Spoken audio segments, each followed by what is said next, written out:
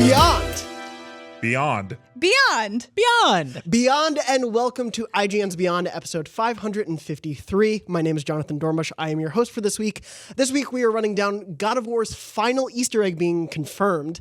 We also have Spider-Man PS4 going gold, and we're going to be getting some impressions of Overcooked 2 and Chasm, not Chasm, Chasm. But first, a reminder, Beyond has moved. It is now available every Wednesday at 3 p.m. Pacific at beyond.ign.com. It will be available there for 24 hours before it is on all the other platforms you would expect Thursdays at 3 p.m. But be sure to go to beyond.ign.com on Wednesdays at 3 p.m. for the full episode. Now, onto the show. I'm thankfully joined this week by three lovely panelists. First, Tom, the Pie Man Marks. Hello. Old Speedruns Medina, Mark Medina. That's me. I just wanted to see how you reacted to that. I didn't see that coming. Yep. And our resident Monster Hunter expert, Casey DeFreitas. Hello. How are you guys doing? Good. Good. Let's. I'm just okay. Oh, I'm sorry, Mark. Never mind. Well, we're going to jump into some good I was news. joking. Oh, classic Mark. Classic Mark. We're going to jump right into some news that should make some hunters happy, maybe not Monster Hunter fans. But the hunt for God of War's final Easter egg is over. The game's director, Cory Barlog, has been talking about this final Easter egg hidden within the game. Since the game pretty much came out, he actually referenced it on the IGN spoiler cast for God of War. But after a bit of digging, fans have finally found it. Spoiler warnings going forward for the end of God of War. If you have not finished the game's story, please don't listen to this segment, otherwise you will be hugely spoiled. Anyway, the final Easter egg is that in the corners of Kratos' house, which is very early on in the game, you can see it pretty much right at the start of the game, there are 4 little runes carved into the wood, and put together, they spell Loki, which is, of course, the name that Faye, Atreus' mother, wanted to give him before she died. Okay. So, one, what do you all think of this being the final Easter egg for the game? Sony Santa Monica confirmed that this was like the thing fans have been hunting down that Cory's been hinting at. How do you feel about that being like the final thing left in there? Well, I think it's very interesting, and there are other clues pointing to that as well. Like, for example, there's I think a weave that it looks like Faye was doing, and it was like you can see half of Loki's sigil, like in actual Norse mythology. So if you were to have been really read up on Norse mythology and had seen that, you might have been able to predict it in the future. But so I'm not confused, but I'm surprised that no one saw that in the very beginning and pointed that out until after we already knew that Atreus was Loki. They do like a really good job of like not keeping you in your house. So Yeah. I don't think people, tend to look around. I think it's cool because there was another secret kind of like this in Dark Souls, and it was we all familiar Spoilers for Dark Souls. No, there's no spoilers. One of the gifts you choose at the beginning is a pendant, and the pendant seemed to have no in-game use at all. And the creator was like, if you don't choose the pendant, you shouldn't choose anything at all. It's the best thing, right? And so people are just trying to figure out what this was, and then he eventually came clean on an interview on IGN that it was just like a bit of fun. That there's actually nothing there, but it's like it kind of like you're just like, oh, because people found a use for the pendant, and it's to get something not that great, and it was like, well, this wasn't really like worth the hunt, and he's like, oh, because that's not it, and then eventually it was just like, oh, there's nothing. I was just having like a bit of fun, and so it's like it's nice that Cory was like, hey guys, there's a secret out there, and that people were able to find it, and that they were able to be comfortable with saying, yes, that's it, you found it, and they're not going to just like carrot on a stick forever and keep the like Reddit community searching for something that's not there. I wanted the carrot. I wanted the carrot on the stick. Like, to be Really? Yeah. Like, I think this is a really cool Easter egg. I think it's one of those awesome ones that you're not gonna like really put together until afterwards, which is nice because even if you found all these runes and you tried to put them together, you'd be like, oh, it spells this, and then maybe you're just like, oh, Loki's such a trickster, ha ha ha, and you move on, and you like, Right. even if you think about it early on, like it's not super a spoiler until you actually know what's going on. I really like secrets like that, but. Yeah, I was just a little bit disappointed that they kept calling this the final thing and that was the conversation about it. Not disappointed in what it was, just in that it makes it feel like they're like you shouldn't go looking for more, right? Like, it's almost like they're saying like it's done, just move on, go to other games now, and there's nothing more here to see. They did find so much. Oh yeah, I'm not complaining that there's not enough in that game. Far from it. That game is humongous. But it was just I was just a little bummed by the wording of it all. But Sure. that didn't make the thing a bummer or anything like that. Tom hates God of War. You've heard it here first. It's true. That's what I said. Well, so somewhat along those lines, a huge shout out to the subreddit God of War Secrets, because they were the ones sort of compiling everything, putting all of the clues together, piecing every little bit of not just this secret, but so much more else in the game. And there has been some split opinion in that subreddit of like, oh, well, this was it. We thought it was so much more. And there's been some references to interviews Corey gave that were possibly mistranslated, or people misunderstood something he said, or obviously I think people want something. Yeah. I think they want to like, hey, we figured this out. And now Kratos has a shotgun. It's like what you discovered is just stuff on a wall. I think they want some sort of end game thing. But the thing is like, I don't know, data miners would have found that stuff already. And so it's like it's pretty obvious it wasn't going to be something like that. But also God of War had that, right? Like the map, the clue that was only on the cloth map. Yeah. Where if you look at a bunch of different things, then you get this crazy thing, like, and a rift opens up. Like those secrets were in the game. It's just we'd already found them. Yeah. And I think you're right that people wanted more than that. But Corey saying, oh yeah, there's something you guys haven't found, doesn't necessarily equate to you are owed some other in-game item, right? Sure. Like, I think it's less like this is the best secret in the game, and this was more just like, hey, we have this list of secrets, and you guys didn't find one yet. you know. And what's really cool about it is obviously we were saying there are a lot more secrets in this game that players have already found, and just the amount of layers to this world and what was built into it, because it was something I talked about in my review of how intentional so much of this game felt in the gameplay and the storytelling and everything. And so cool to see that that's true of the world that they built too, that they've layered so much. Corey has talked about it a lot of how Faye knew everything that was going to happen, that Faye predicted this journey they would have. And so to have just even a thing at the very beginning of the game that you would normally miss that when you're playing, but just to have it there at the very start, like she knew everything that was going to happen. It further drives that point. Yes. She knows it all. Yeah, I very much want a walking simulator prequel game where it's just you doing Faye preparing all of the things that are going to happen for them in the game. That could be cool. Yeah, like her setting up traps so the mountain falls in a certain way, and her being like, that twig should be 2 inches to the left, and that would work.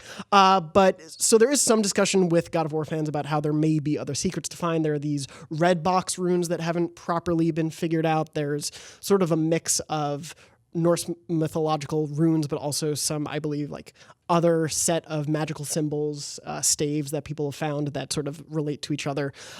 So if this is the final actual secret that they planted in the game, are you guys seem to be okay with that, or would you like to see more? Especially since they're introducing New Game Plus to the game, they have the opportunity to sort of seed some stuff in. Would you want them to, or do you feel like leave the game as they intended originally? Oh, I'm totally into devs sneaking more secrets into updates that aren't like that or aren't supposed to be about that. I love when they do that. Yeah. I don't know. I'll stick to just like whether he does or not. I'm glad that they were okay with confirming that everything's been found. Yeah, it's kind of a I don't know. I guess you can kind of say like ballsy thing to kind of just like end cap their game by being like, you guys did it, you found everything. And it's like most devs probably wouldn't want to admit that. So I'm just glad.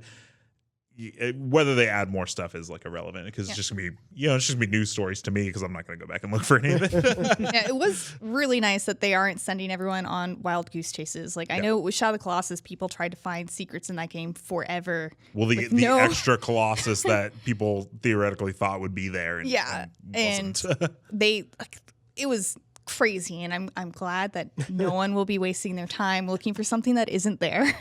What was it? The Kiliad mystery? Is that what it's called? Maybe I'm saying that wrong. The GTA 5 thing with the aliens, where the Mount, where they UFO. Yeah, they found UFO symbols everywhere, and they found this whole mural. People were looking for those secrets for years. Another Grand Theft Auto would be the Sasquatch from the Bigfoot, San Andreas, and it's like nobody ever found it. I really want to know if any of you guys watching or listening have looked for an Easter egg for years, only to find out after hours and hours and hours of looking that there definitely was nothing there. Are you upset about it, or are you just satisfied that you tried? Yeah, do you appreciate the journey, or are you pissed that you wasted your time? Yeah. Also, if you haven't watched, it's now defunct game trailers, Pop Fiction is like literally a show dedicated to this, and it's really, really good. good to know. Really good stuff. I love when stuff is hidden in these games. I agree that I'm glad that we know this was the end and that players can sort of like rest easy with that. I assume there will be things hidden in the next game we're going to talk about because it's recreating New York and there's a lot of space there.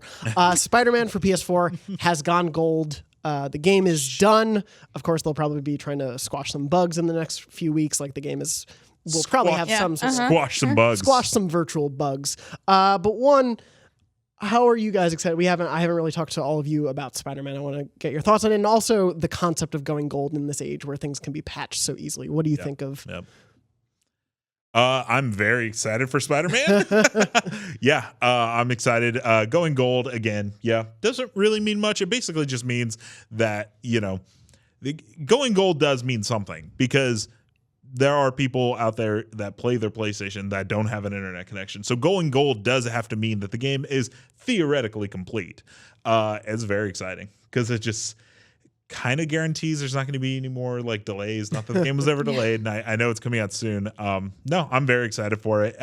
I know it's like a team thing too. I remember when No Man's Sky went gold and they took that big picture with the disc, and so I know it's like it's a morale boost to see, even though it's like burned or whatever, but to see your game like physically on a disc is got to make them feel good, especially since like Insomniac, like they seem like they've worked really hard on this game. I wouldn't say a lot. I don't know if anything's like riding on it in the sense of like people love Insomniac, but I think it's gonna be good.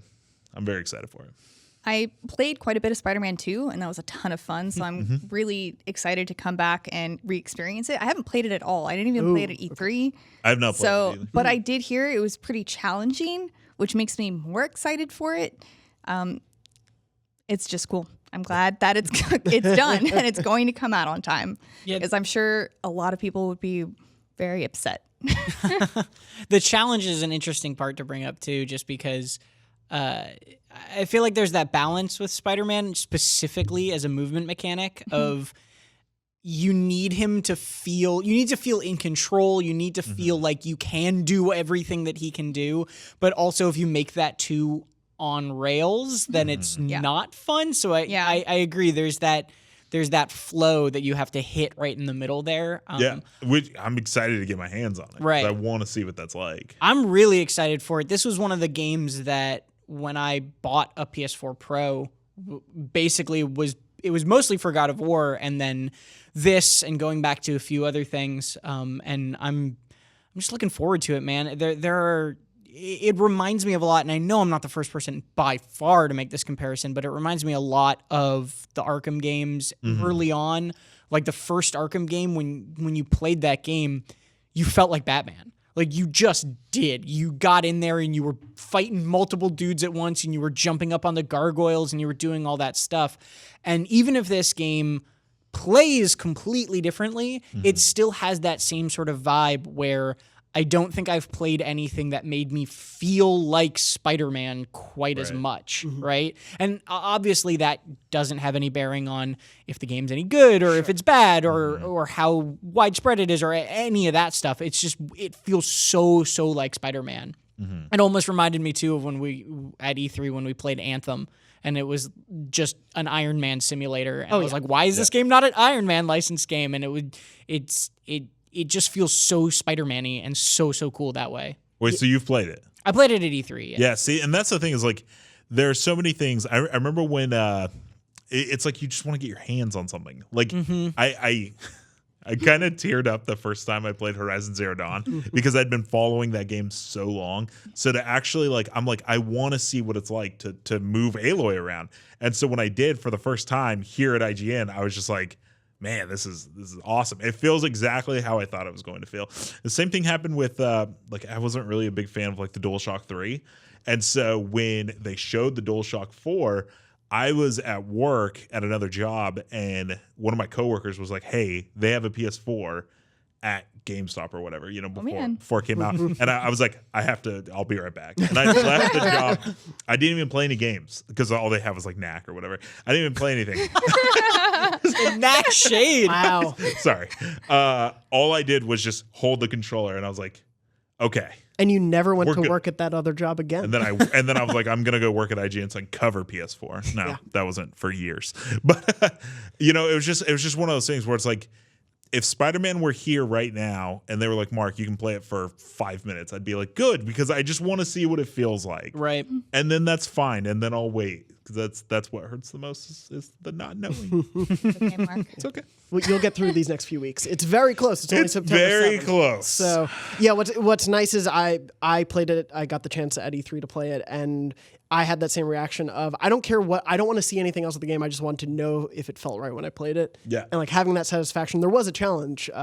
Like for the first, I played the demo 3 times, and for the first time, I was running into walls and accidentally like losing my grip on things. And so I was a bad Spider-Man at first. Oh no, I was not good despite him being several years. you're into just the a job. new Spider-Man. Exactly. I was just getting my footing down. But there is something exciting about that, and to know that it is at the point where it is ready to be shipped and ready to be mass produced on discs, and we are so close to this game, and I desperately want more of it. I'm sure we'll get a bit more of it in the next few weeks. Yeah. But I'm very excited about that one. Something a little further off in the future is some more DLC for Ni no Kuni 2. So not totally far off No. because the free update is coming out on August 9th. Yes, the which first is free very update. Close. And then there is a big story expansion coming in early 2019, along with a couple other free DLC packs in between. So yes, DLC pack number 1, I believe it's vaguely referenced. an adventure pack. Yes. Coming out on August 9th. Yes. Do you have all the full details, Casey? have- I do. Okay, I well, got them Oh, right yeah. here. Mark, Oh, Mark's yes, got it. yeah, Mark's Yeah, got yeah. this. No. So in Ni no Kuni 2, there are these things called Dreamer's Doors, which is part of a side quest. And these are your procedurally generated dungeons that go deeper and deeper floor by floor. And they can be pretty difficult. And it's also where you get your exclusive materials and like endgame stuff. So to the very last of these Dreamer's Doors dungeon, the Faraway Forest, they're adding 2 more floors. Where you can unlock new costumes for your characters. And they're also adding 2 new bosses, and I can't remember what they're called, but it's Blackheart and Zera, or Xena. I can't remember her name, but she looks like a seraph. Xena? Xena Warrior The Princess. warrior princess? Yeah. And then Blackheart is a dragon. So they look pretty cool. That's right. That seems, I think Xena, that's warrior all that's princess, and coming a out. dragon. Yeah, Faraway for that. Forest Cave, 2 new floors. And I know that dungeon also has a level 95 boss.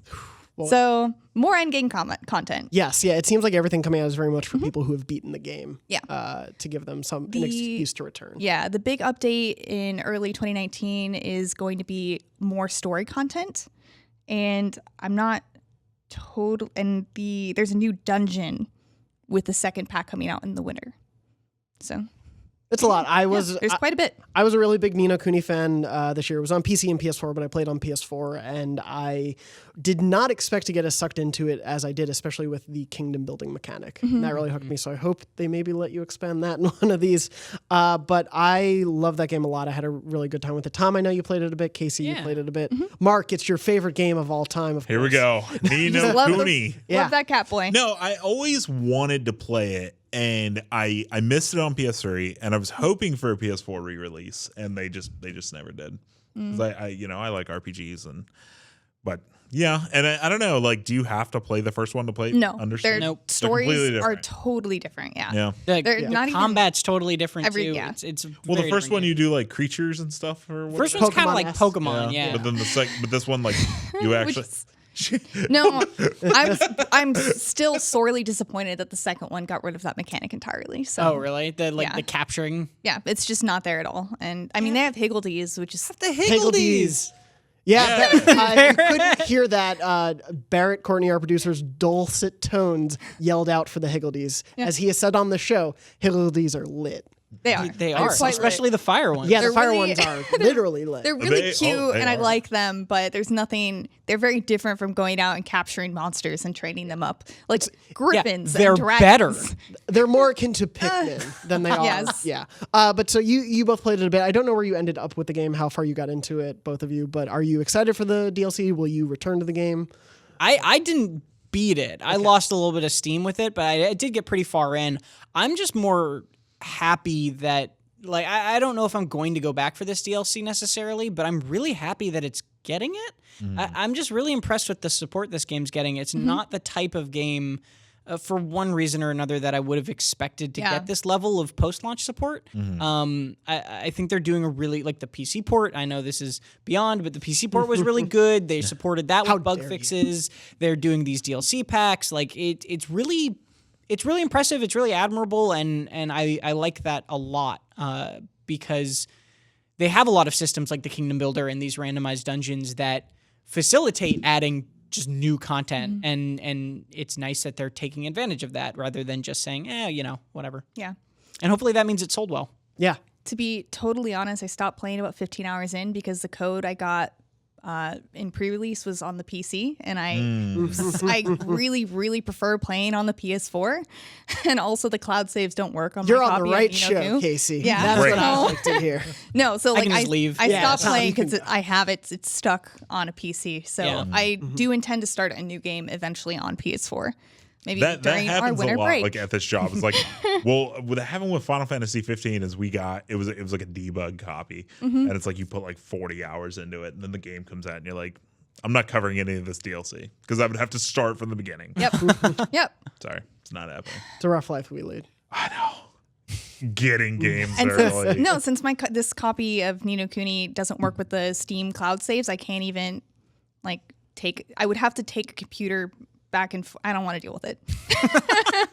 TLDR, I do not want to deal. It's fair. Well, I hope you do jump back into it. And I hope if you're listening and you maybe played Ni no Kuni or dropped off, you do jump back in. I was really surprised. I think it's a very, very good game. It definitely has its faults, but is very fun. If you are not of the single player persuasion, however, and you long for the days where you can be dropped into a mat with 99 of your best friends or strangers, good news. Realm Royale is getting a closed beta. I believe it's launching this week. If you're listening to the show and it went Really? live. Yes. This week? Yeah. Man, Casey, leave. Go play. I actually immediately went and signed up for it when you sent this, but it didn't say when it was coming out anywhere on the website. So I think they're rolling. They announced it on the 24th on the PlayStation blog and said it was coming the next week, which would be this week. Cool. So that'll be coming.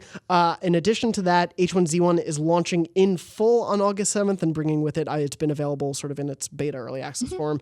It'll have new weapons, new vehicles, a battle pass available for people. My question in general is, one, if you're playing Battle Royale games, will you jump into either of these now on PS4? And two, do you see there being a viable space for so many Battle Royale games on a platform that, of course, it's been a lot in contention right now of not wanting to go cross-play with other consoles? It will go cross-play with PC with certain games, but how do you feel about that? The only thing I love more than Ni no Kuni 2 is Battle Royale games. Yes, all the Mark. All right, Mark. I'm excited that H1Z1 is leaving early access or whatever it's called. Open beta, was that what it was on PS4? It's H0Z0. Oh, yeah, okay. that's the. Yeah. It's not at all. Please don't. That's kind of cool. That would actually be great. I kind of like that name. So I'm really glad it's leaving. I'm really glad that Realm Royale is coming there because the PS4 has its crossplay issues, which I've written on the site about how much they frustrate me. But it is exciting that more Battle Royales are coming there because it got the Culling 2, which flamed out of existence in a week. Yeah. And then H1Z1 and what was the other one? There's one more that I'm forgetting completely, and I can't remember right now. Anyway, Radical Heights. Never came to PS4. no, that was on PC only. Never I made think. it. Yeah. But anyway, PUBG. The main thing is PUBG has Fortnite. Duh, that's the other one. You What can't game mean was Fortnite. that? Can't believe Little I'm game playing called that. Fortnite. Fortnite and H1Z1 are the only really the only battle royale options on PS4 because PUBG didn't make it there yet. I mean, I'm sure it will. But now that Realm Royale is coming in, I'm glad that there's more options. I'm also really glad that Realm Royale, I think what impressed me most about it when it came out in early access on PC is that it's really different. It's not just a Fortnite clone. It's not just a PUBG clone. It is really doing its own thing. You have mounts that anytime you can press a button and you just get on a horse and ride away, and you have infinite horses that you can summon at any time. It's very silly. And you customize your horses? There are cosmetics for your horses, although those cost money because that's the way these games work. Yeah. The Horse armor. The other thing is that you choose a class. get into that. You choose one of 5 classes, and they all have their own abilities. And then also they have their own abilities and a special weapon and armor that they can find on the field. So you actually are like building the class as you go. So if you want, like the engineer has a shield, or you can also choose different weapons or different abilities that you find like looting, like normal PUBG looting. So it's very, very weird and different and brings in these RPG elements and is very colorful and creative. And obviously, Casey, you can speak to this a little more, but Hi-Rez behind it, Hi-Rez, I feel like Hi-Rez gets a little bit of the short end of the stick sometimes because like when Paladins came out, everyone was like, oh, it's just an Overwatch clone. And when Smite came out, people were like, oh, it's just 2D or 3D League of Legends and all that. Like they constantly get that comparison, and I feel like they got it again with Realm Royale. Yeah. And then when it came out, people were like, "Whoa, wait, Yeah. this is actually something, and this is actually different, and it's really good." So I was happy to see it break past that barrier of comparison.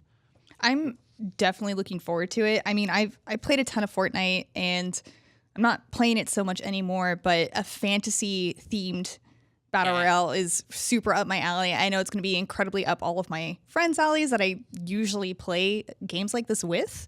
So I know as soon as it comes out, they're going to be playing it, and I'm going to have a bunch of people to play with.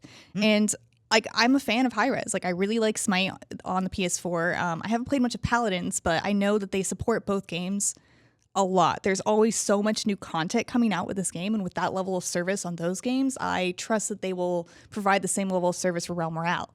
And I'm excited to play it. I'm really interested. You can play warrior, assassin, mage, engineer, or hunter.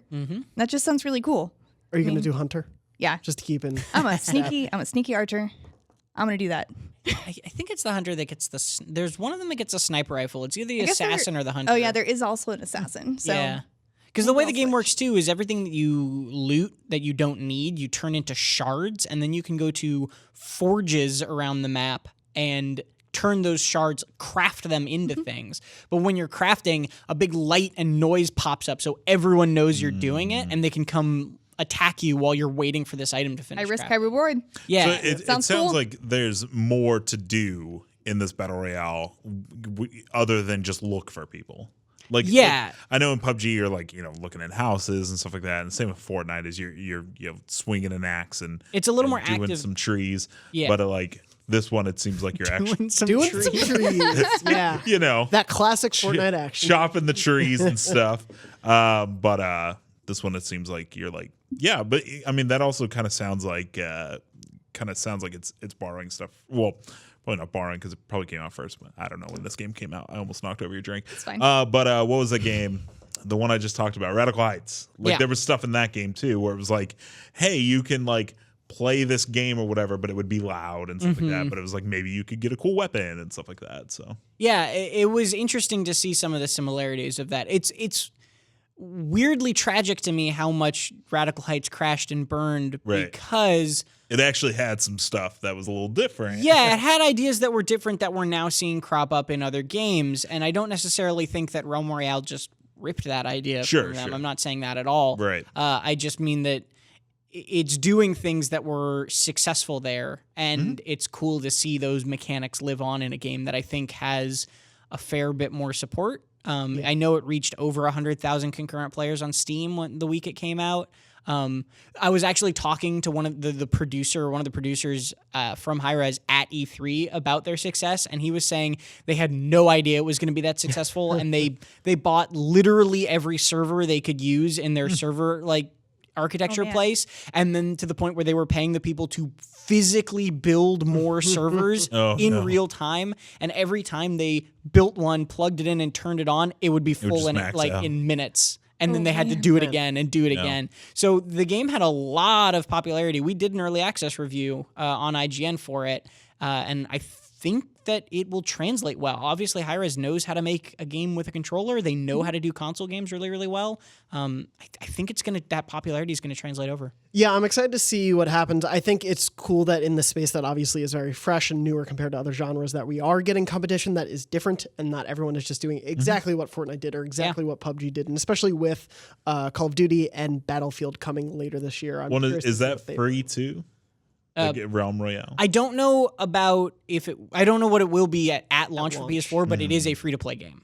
Yeah. So Okay. if it's not if they're doing some sort of like Founders Pack thing like Paladins sure. did on Yeah. Switch, I don't know about that, but I know that it inevitably will be completely free. My guess would be to solely compete as a like battle royale game. Yeah. You kind of need to start Also, with that free like all of price. Hi-Res's games are free to play Right. with Founders Packs. And Well, it's things just like it's that. just cool to be able to like someone goes and buys a PS4 for the first time, and it's like the amount of games you get just for buying a console nowadays is It's crazy. It's Yeah. crazy. Well, and it's great, especially too, if a small note programming wise, especially with PS Plus or Games with Gold, things like that.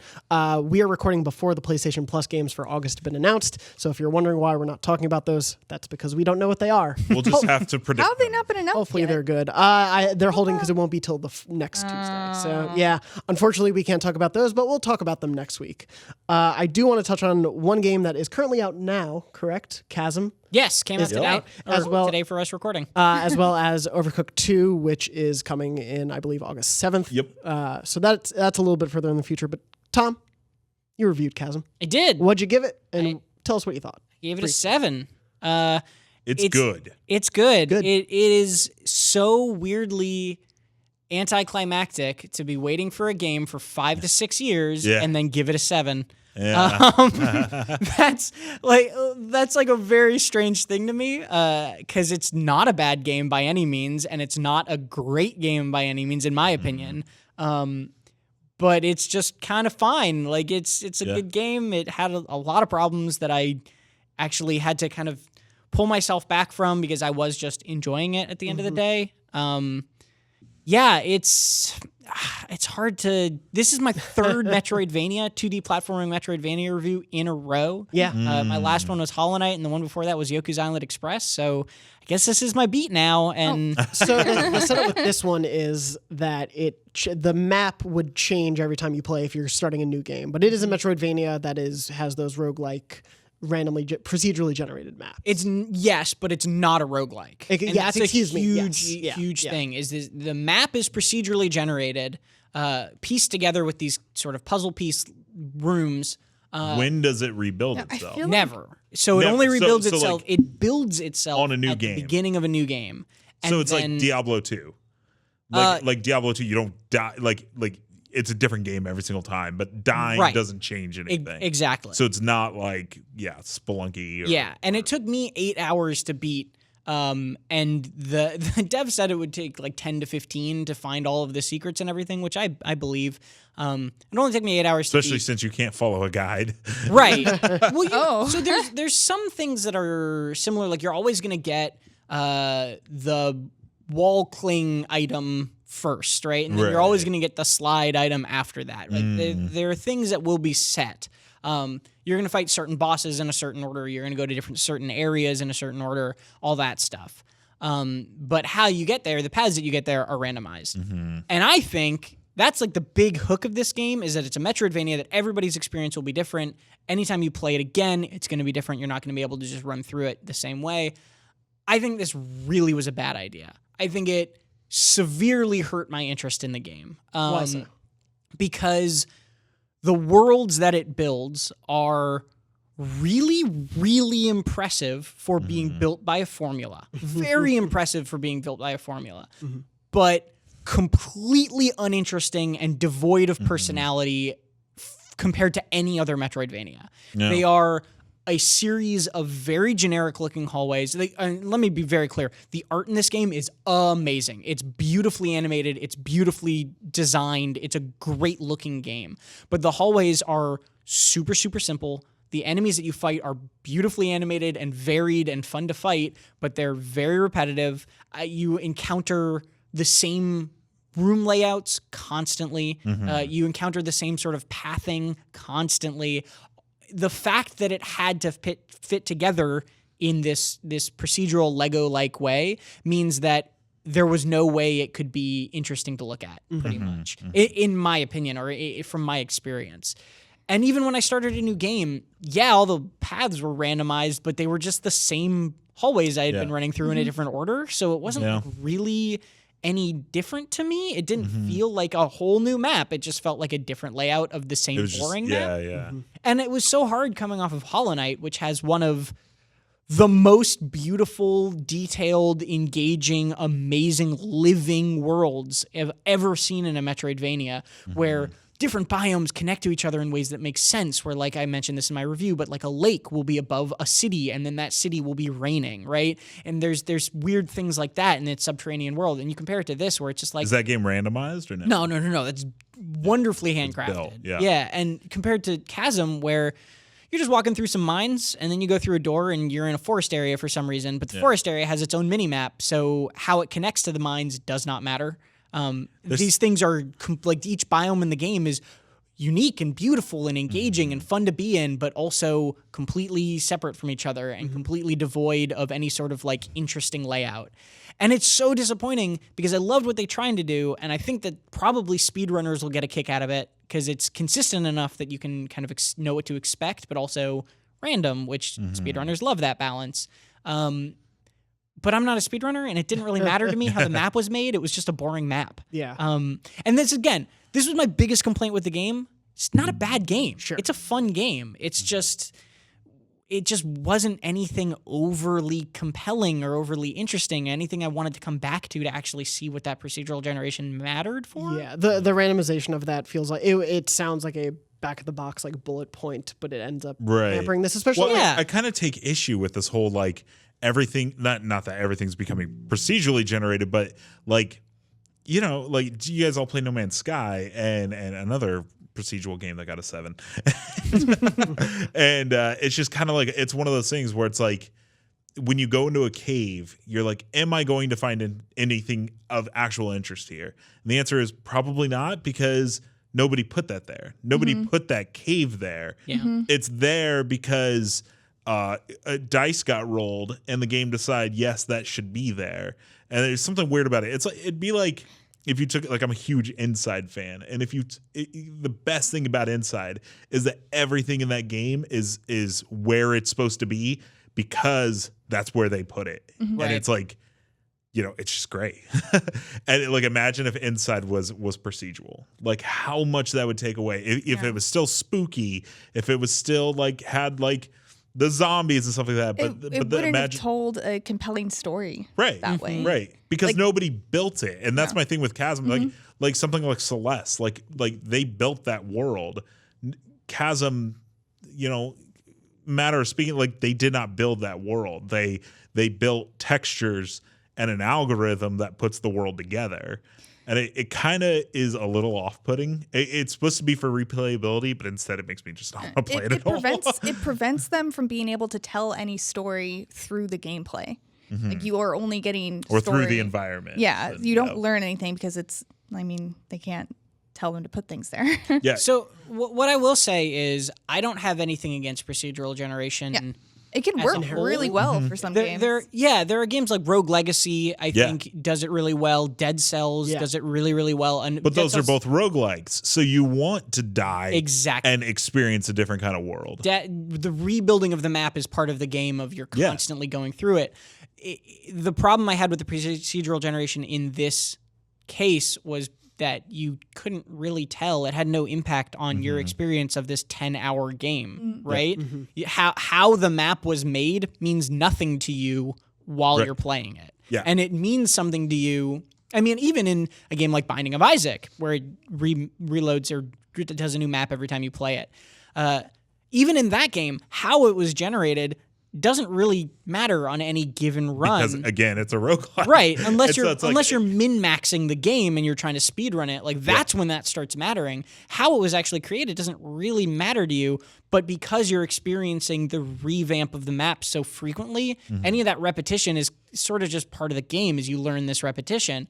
You don't have time to learn the repetition. It just feels repetitive in Chasm. Yeah, there's something to, I mean, the namesakes of this subgenre of Metroid and Castlevania. Like there is a specific design to those maps and an intention to layer you from one area to the next. Right. And that makes those maps so evocative, and you remember going in a certain direction to get a secret hidden item or to go fight a boss or something like that. That stuff matters in those games, but it feels like because the world will be randomized for each person, remembering like, oh, this path to that boss isn't really as much of a selling point or like of interest. Well, and even more than that, randomization also does a really good job of creating stories to tell your friends, right? You can have moments in No Man's Sky where you're like, man, I landed on this planet and it had this crazy tree and then this insane dog monster came out. You can have those moments, or you can have those moments in Binding of Isaac where you say, dude, I got this insane item right away in the first chest room, and then that let me get this other item later that did this, and you have those story moments. But the randomization in this game is just how the levels are laid out. Right. It just makes the levels not interesting. Oh, I went left instead of right. Right, and that What? that difference means nothing and Right. isn't a good story. It's not a good thing to share with friends. But like I said, I think the combat is interesting. I think it's a beautifully designed game. I think you can definitely have fun with it. It's just not anything. It's not a revolutionary Metroidvania by any stretch of the imagination. It's just like a good one. Yeah. It's good. Yeah. It's 7.0. It's good.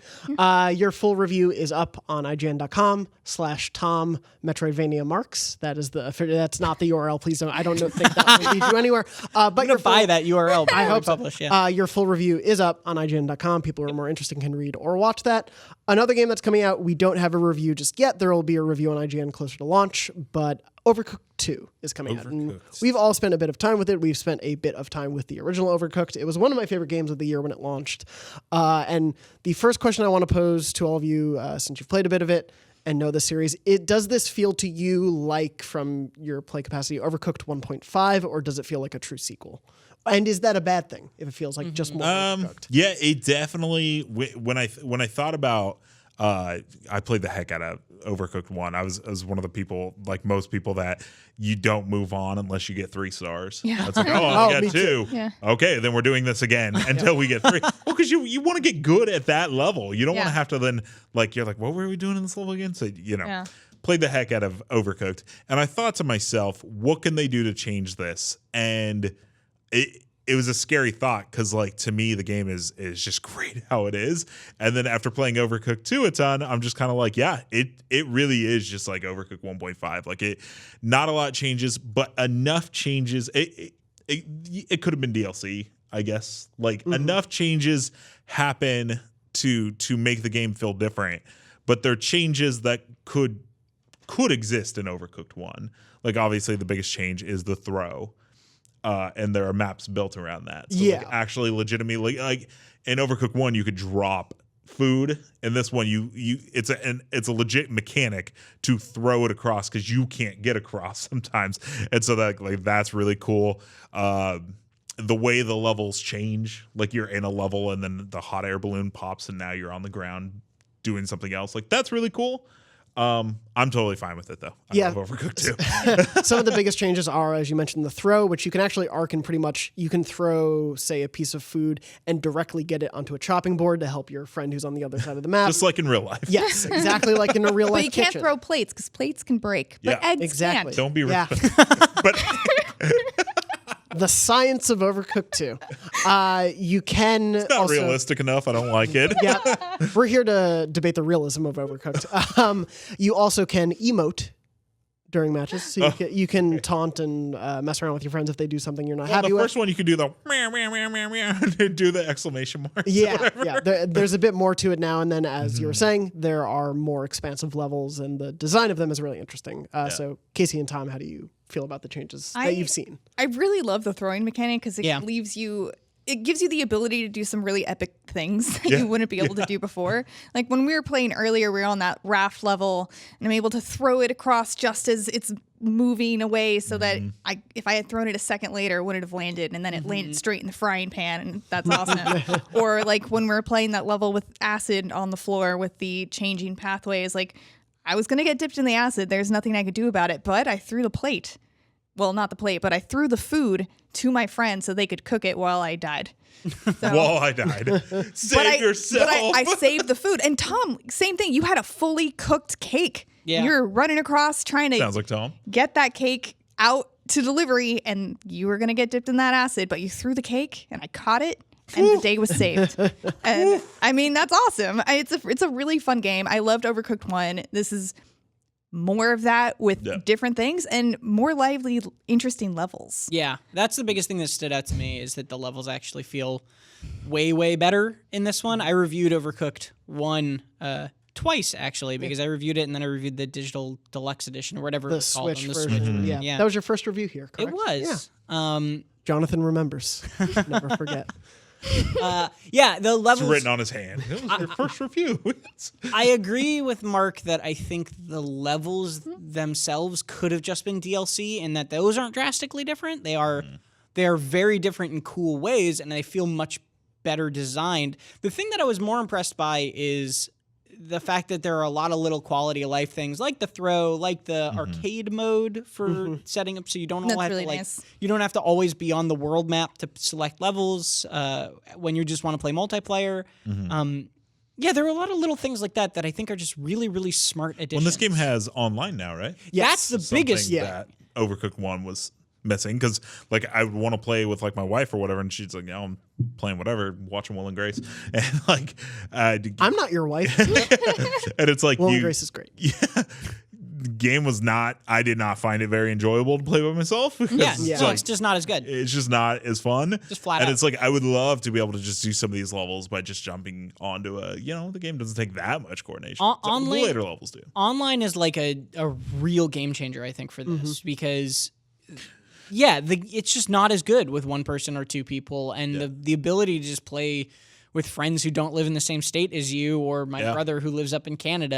I can just play Overcooked with him now, which is just awesome. Yep. Yeah, it's nice to see these quality of life changes. I agree. From what I've played so far, it does feel like a good enhancement of the first game, but the first game was so fun that I'm not looking for some radical change to this franchise. Yeah, the other thing with the whole 1.5 thing can often be misconstrued as just the same game. Exactly. Yeah. Right? And this definitely feels like an improvement in pretty much every way. Yeah. I don't think that there's one part of Overcooked 2 that is probably at all even the same or worse than the first game. I think It's the like levels seem throwing way isn't better. worse. Yeah. Because that mechanic's there. If you don't want to use it, don't use it. But it's most people threw in the first game. Yeah. By just dropping stuff. And, Throwing is a cool mechanic. Multiplayer online is a really cool mechanic. There's a lot of smart menu changes, and the levels just feel really like smarter than the last game. I think it's just going to make people who like the first game happy. Pretty much. As someone who loved that first game, it's very exciting. Also, Real quick, what's the story? in This boy. time? Yeah. So spoilers for Overcooked 2 follow. If you don't want to know the story setup, turn away now. The first game opened with an apocalypse. Yeah. Yep. And you have to go back in time. And you went back The in ever time. peckish. Yes. This one opens with the unbread. Bum, bum, bum. Yes. Zombie toast have risen So from it's the a graves. zombie game. And they are hungry. Yes, following in the footsteps of The Walking Dead. Yet another zombie piece. There of they media. are. The Oh my unbread. God. If you're There's- watching the video version. There's those little zombie bread boys. And they want food. They want a lot of food. So you have to go out into the world, learn new. You have to learn new cooks. Learn new cooks. I don't know what I'm my saying. God. Learn new recipes. learn I the couldn't cooks. think of the word. Guys, You got to do all the cooks. I just broke for a the second. bread has risen. Yep, that's one of the puns in the game. Oh no! The walking bread. Oh, This reminds me of that episode of Adventure Time when they're all stuck in the castle and It's the Yeah, first dead. episode, I think. what Yeah. is it? Yeah. Oh my gosh! According to Hulu, it is the first episode. Maybe it airs differently. But I watched that as the first episode of that Rise show. of the Unbread. The only thing I love more than battle royales is Adventure Time. Oh, this is a battle royale too. Yeah. That's it. No! Overcooked halfway through each level turns into a battle royale. Into a battle royale. 100 pieces of unbread descend onto a kitchen, and you have to. Oh, where are we dropping, boys? So Overcooked 2 will be getting a full review of that on IGN.com closer to launch. I very much am looking forward to playing more Overcooked. Maybe we can play with some of the Beyond fans sometime. I have it on my Switch here at work, but I want to play it on PS4. And I'm not just saying that because I'm on a PlayStation podcast. Pandering. I will say across the board, I played on Switch and PS4. The load times are so much better, and those were a huge problem to me in the first game. So Oh, yeah? it is nice that it actually loads very quickly this time. On the Switch? On the Switch Oh, and great. PS4, yeah. Awesome. So it was nice to see that. Moving on, time for some rapid fire. We've talked about all the games we can talk about right now, so we're going to answer your questions. Yes, you, if you're a member of the IGN Beyond Facebook group, which is facebook.com/groups/Podcast Beyond. If you haven't joined, join that wonderful group of Podcast Beyond listeners because they know what's up.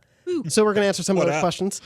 Chris Woodside asks, how do you feel about the growing trend where games are more spread out, with major releases coming in the first half of the year rather than all together in October and November? Now, Tom, I know you feel a certain way about this. Yeah, I think this is not the case. Basically, I think this is so. How do I put this? They are more spread out because there are more. Yeah. That's the thing. Is I think you're right to say that there are more major releases throughout the year, but also October and November are still nuts every single year. Like I'm already crying internally. Yeah. Like, You guys have a whiteboard up in the wikis area that's like all the games that we're gonna have to do stuff for. And then a sad yeah, every It's morning, crazy. my team just looks at that and just cries and pats each other on the back. I can't believe like we're almost there. And so like I was in an email thread and I got the like, hey, what do you guys plan on working on this fall? So that way we can start pre-assigning things. And so it's like Spider-Man, Tomb Raider, and just putting my name next to stuff. And I'm like, these come out within a week of each other. Yeah, so I think that you're right to say that it is spread out, but it's really just that there's a lot of stuff coming out at any given time. And it's nuts. I think it's awesome that there's so many good games. It also is way hard to keep up with now. Oh, yeah. But it's really cool that we don't. The summer used to always be this doldrums period for games, and that's not the case anymore. It's just there's always something cool to find and always something cool I think to play. right now is our biggest like lull. Like Yeah. I mean, like we're busy because we got Last month. E3 and Comic-Con and stuff like that. But like these couple of months have been kind of slower. Like, yeah, you got Chasm and Overcooked, but like the next big game probably isn't till Spider-Man. Monster Hunter World PC and Monster Hunter Generations Ultimate She had for to do Switch. And That's in October. no, It's that is soon? August. Oh. Yeah. Both are August. Guacamelee 2 is also coming out soon, which I'm excited for. Yeah, there's a lot of the Metroidvania genre is taking over August, basically, which I'm cool with. Banner Saga 3 just came out. Yeah. Divinity But Original Sin 2 is also coming out for on consoles at consoles, the end of the month. But I It's a quiet time outside of October and November. We really have nothing to do these days. I sleep at my nothing to desk play. most of the time. I love it. I love that there's just this like huge amount of games. You can kind of take your pick on what you want to play, and then December, like this December's kind of crazy because it's got Smash. it will just cost $4. Casey, come on now. Sorry. And We don't talk about the Smash Brothers here. Smash. So this December is a little nuts because of Smash, but it's like there's a little bit of a lull, and then February is just like looks insane. Crazy. And the end of January when Kingdom Hearts 3 comes out. Let me tell you about a little boy named Sora. Is I that have game 10 even more about? hours of this. Anyway, thank you, Chris, for your question. Yair Donan asks, what's your dream sequel that will probably never get made? Mine is a toss-up between a sequel to Dante's Inferno and one for Ninja Theory's DMC reboot. The mine there was Yair, not me. For me, personally, I want a sequel to, I believe it was 2008, the Prince of Persia soft reboot. That was all like art. It was very artsy, and the style of it was incredible. It was never really a difficult game, but it was such a satisfying parkour loop that I loved so much that I would love another of those.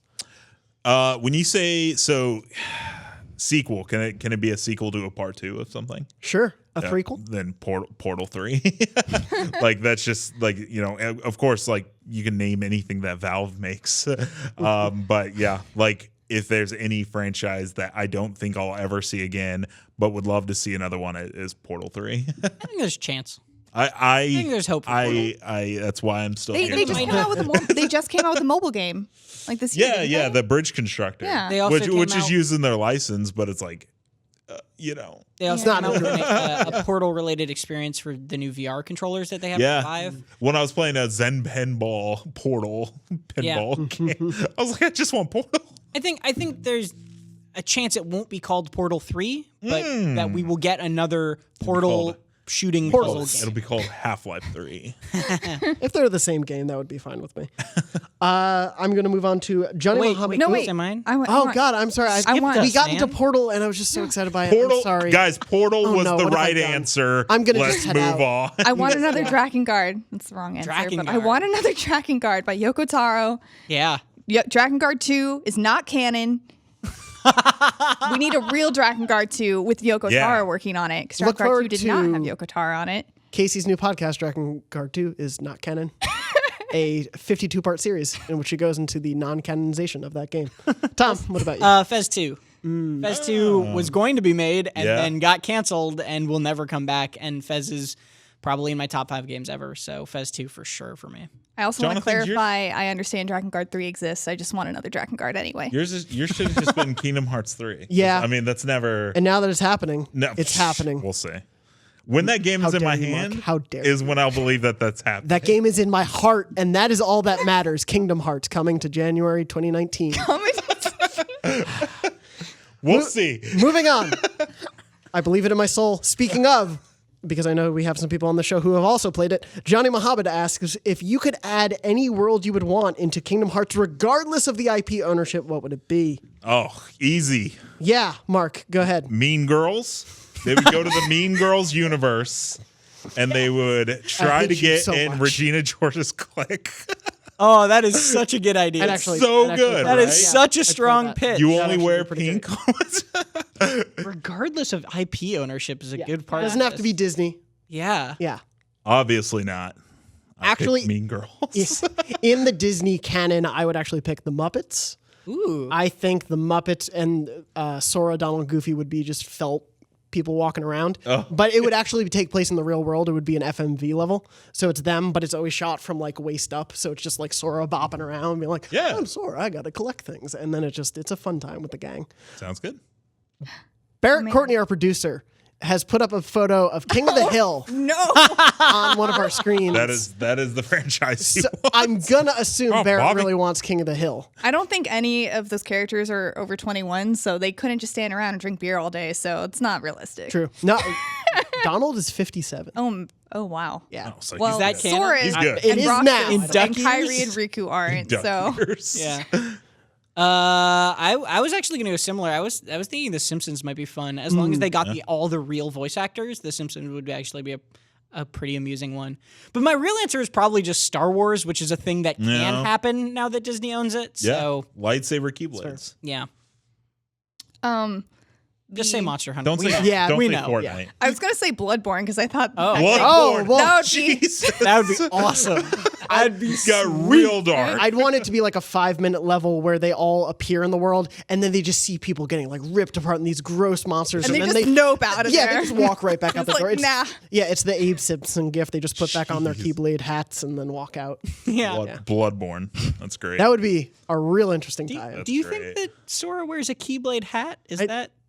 I'd like to imagine he does. What is a Keyblade hat? Anyway, moving on to our final question.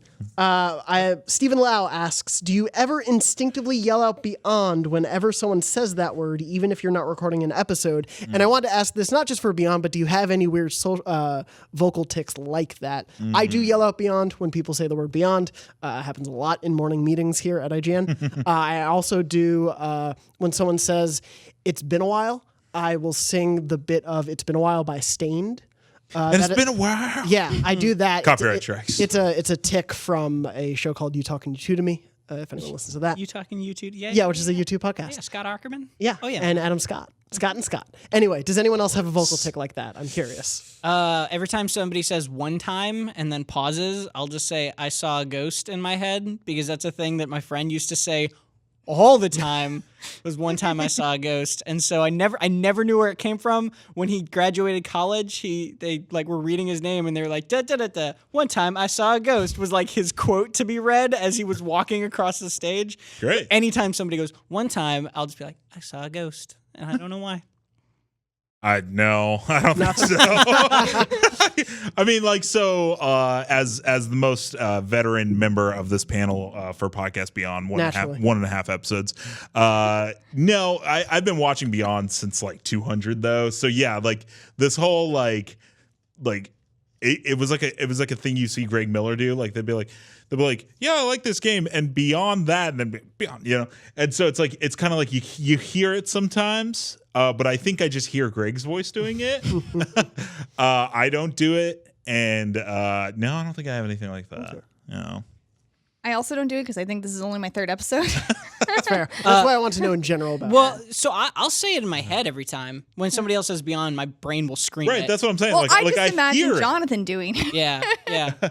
It happened to me in my interview for IGN. Oh no! When I was being interviewed, and it was basically everyone on the editorial team was all around a conference table interviewing me all at once. And as I was just talking about something, answering a question, I said beyond that, and Pear just went beyond, and I was like, oh, that. And then he was like, "You're hired," and you were like, "Nice." That was the secret word. Yeah, I guess so. You had to just drop all the podcast names. It's like Pee Wee's Playhouse. I sure have. We all go unlocked- crazy. Yeah. Anytime someone says beyond in the office, everyone at IGN goes, ah! Yeah. Freaks It's out. it's the secret word. Yeah. Every day. Word of the day. It's rough around these parts when the word beyond is said. All right. Speaking of beyond, Beyond? there we go. That is the end of IGN Beyond episode 553. Casey, where can people find you? People can find me on Twitter at ShinyKCD. And Mark, where can people find At Mark_Medina, or in the world of No Man's Sky. What a game. you? Tom, what about you? At Tom R. Marks, or lost in some subterranean Metroidvania-like cave, probably. Classic Tom. And I am at JM Dornbush on Twitter. You can find me there talking about Kingdom Hearts. Surprise, surprise. Thank you all so much for joining me on this episode. A reminder, if you're watching, Beyond is now live Wednesdays at 3 p.m. at beyond.ign.com. You can find the show on all other platforms 24 hours later, so be sure to come to beyond.ign.com. And with that, Beyond. Beyond. Beyonce. Beyond. Beyond. You did it. You did it.